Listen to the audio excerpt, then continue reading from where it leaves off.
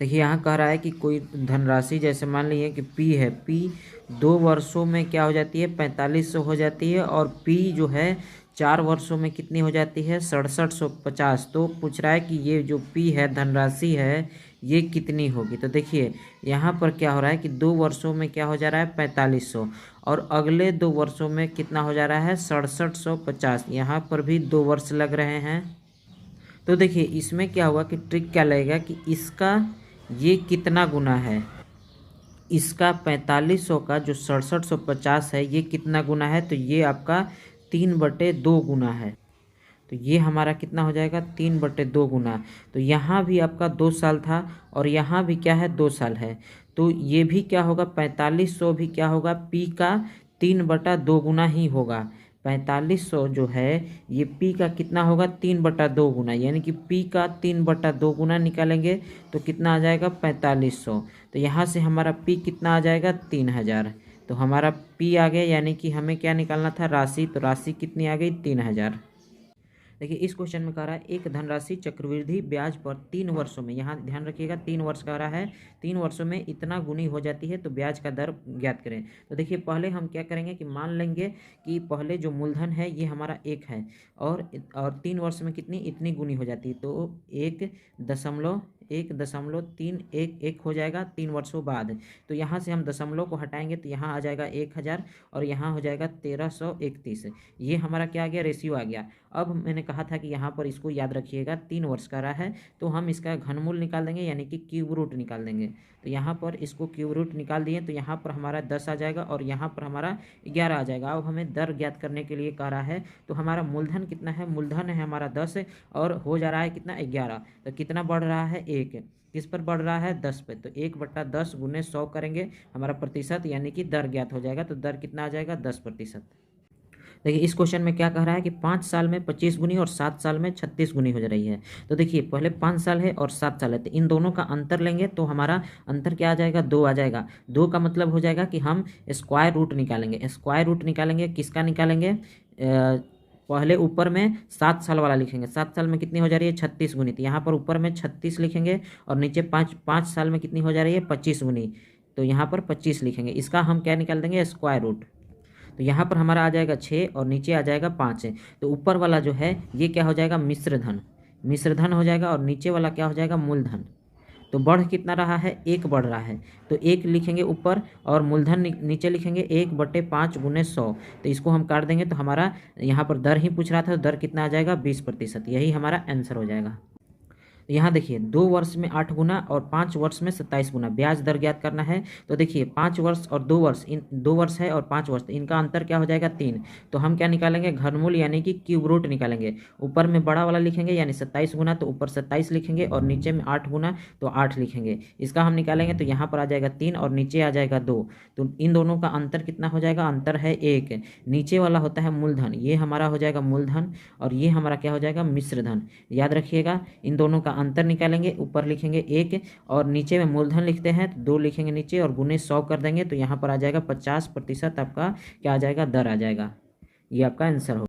यहाँ पर ध्यान दीजिए, ये चक्रवृद्धि ब्याज वाला क्वेश्चन है। 2 वर्षों के बाद 2, यहाँ पर 2 नहीं है, इसको काट देते हैं, 2.25 गुनी हो जाती है, तो प्रतिशत दर ज्ञात कीजिए। तो देखिए 2 वर्षों में यानी कि पहले हम पहले लिखेंगे यहाँ पर P और यहाँ A, इन दोनों का रेशियो निकालेंगे। तो पहले हमारा P जो है 1 था, अब क्या हो जाती है कि 2.25 गुना हो जाता है, यानी कि यहाँ पर अमाउंट कितना आ जाएगा, 2.25 आ जाएगा। यहाँ से हम दशमलव को हटाएंगे तो यहाँ पर हमारा 100 आ जाएगा, और यहाँ पर हमारा 225 आ जाएगा। अब देखिए यहाँ पर मेन फोकस करना था, 2 वर्ष की बात कर रहा है, तो 2 वर्ष की बात कर रहा है तो हम क्या निकालेंगे, स्क्वायर रूट निकालेंगे। अगर 3 वर्ष की बात करता है तो क्यूब रूट निकालते हैं। तो यहाँ हो जाएगा √100, और यहाँ पर हो जाएगा 225, यहाँ पर आ गया 10 और यहाँ पर आ गया आपका 15। कह रहा है दर प्रतिशत ज्ञात कीजिए। पहले था 10, अब हो गया 15। दर प्रतिशत ज्ञात करना है, तो बढ़ा कितना, 5 बढ़ा, किस पर बढ़ा, 10 पर बढ़ा, और गुने 100 हो जाएगा। तो यहाँ से क्या आ जाएगा, 50%। तो दर प्रतिशत कितना आ गया, 50।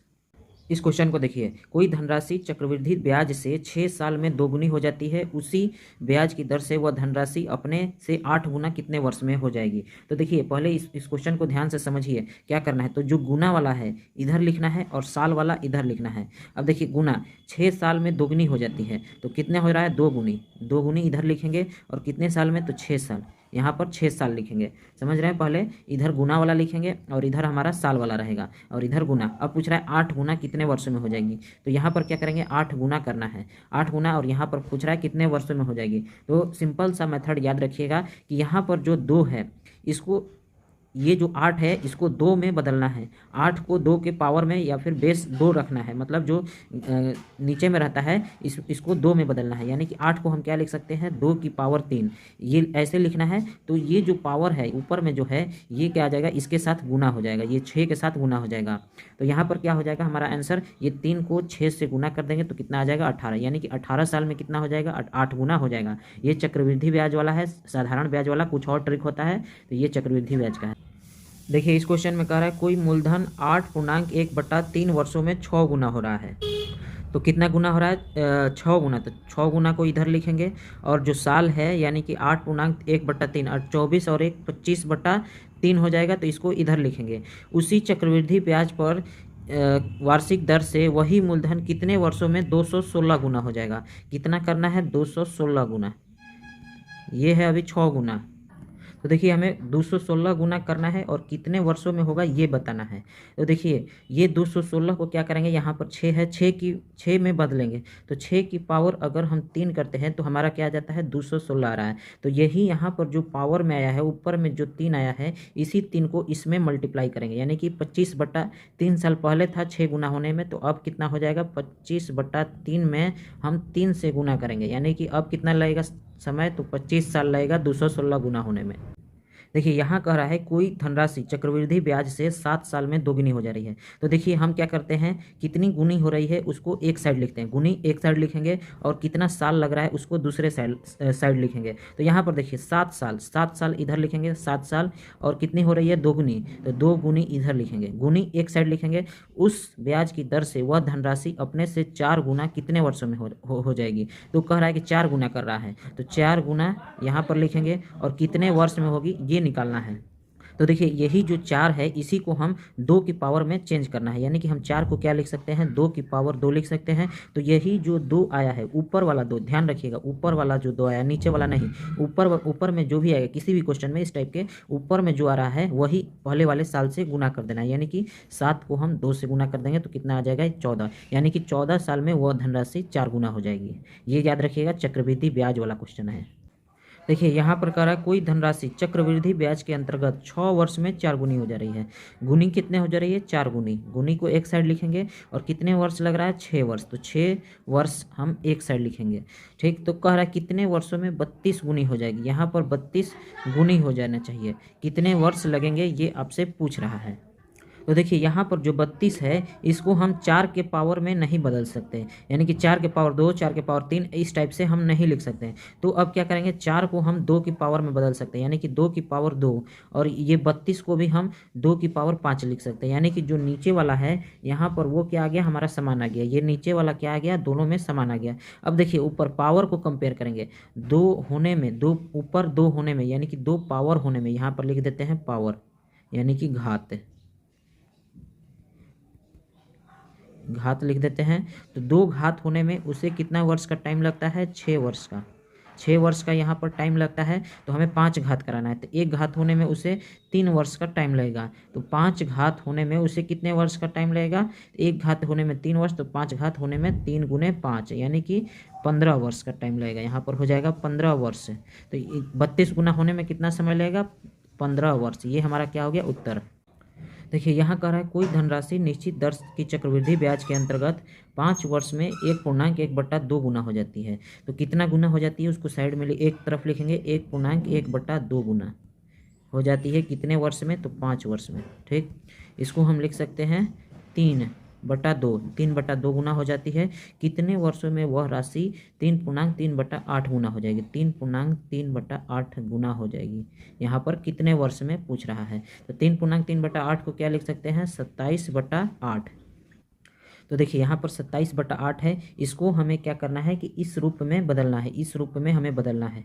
तो बदलने के लिए क्या करेंगे, 3/2 की पावर अगर हम 3 करते हैं तो यहाँ पर ये हमारा 27/8 आ जाएगा। तो जो भी हमारा पावर में होता है, ये हमारा पावर में क्या है, 3 है, तो यही 3 क्या हो जाएगा, पहले जो साल था उससे गुना हो जाएगा। तो यही 3 को हम किससे गुना कर देंगे, 5 से। तो 5 गुने 3 यानी कि 15 वर्ष में वो कितना हो जाएगा, 3.3/8 गुना हो जाएगा 15 वर्ष में। देखिए यहाँ कर रहा है 4500 रुपये की राशि 5% वार्षिक दर से 2 वर्षों के साधारण और चक्रवृद्धि ब्याज का अंतर कितना होगा। दोनों के बीच का अंतर पूछ रहा है, तो इसके लिए एक सिंपल सा फॉर्मूला होता है। जो अंतर मान लीजिए कि डिफरेंस है, इसका फॉर्मूला होता है P इंटू R/100 इसका होल स्क्वायर। तो डिफरेंस निकालना है तो P हमें कितना दिया गया है, 4500 गुने 5/100, 5 क्या है, R है, और गुने 5/100 2 बार होगा। तो यहाँ से ये दोनों शून्य कट जाएंगे, ये कट जाएगा 5 से 20 बार में, और ये कट जाएगा 4 बार में। तो हमारा अंतर कितना आ गया, 45/4। तो ये फार्मूला आप याद रखेंगे, आपका सिंपल सा आंसर आ जाएगा। डिफरेंस बराबर 2 वर्षों के लिए, याद रखिए 2 वर्ष के लिए यह फार्मूला होता है। अंतर क्या होता है, P इंटू R/100 के पावर 2।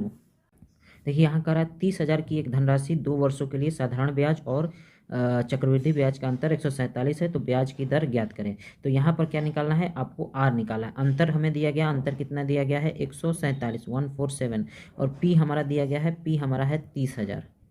तो यहाँ पर क्या हो जाएगा, गुने हो जाएगा, ऊपर में R स्क्वायर और नीचे में 100 गुने 100 हो जाएगा। तो ये 2 4 शून्य और 1 2 3 4 शून्य ये कट गया, तो 147/3 हो गया, बराबर हो गया R स्क्वायर। 3 चौके 12 होता है, 3 चौके 12 और 3 9 27 यानी कि 49 बराबर हो गया R स्क्वायर। तो R बराबर कितना हो जाएगा, 7 है। तो दर कितना आ जाएगा, 7%।